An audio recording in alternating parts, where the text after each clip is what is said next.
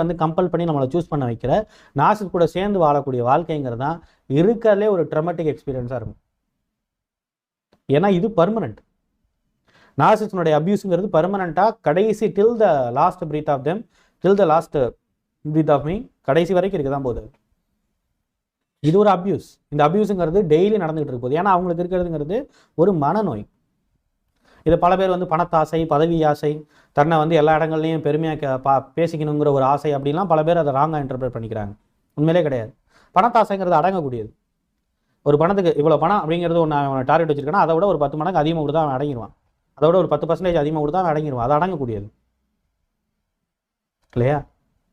மற்ற எல்லா விதமான ஆசைகளும் அதெல்லாம் கண்டிஷன் ஓரியன்ட். அந்த கண்டிஷன் நிறைவேறுதுன்னு சொன்னால் அது அவங்களுக்கு அந்த ஆசைங்கிறது அப்பா சந்தோஷம்பா அப்படின்னு சொல்லிட்டு ஒரு நார்மல் ஸ்டேஜுக்கு வந்துடுவாங்க. கெட்டவங்க கூட நார்மல் ஸ்டேஜுக்கு வருவாங்க.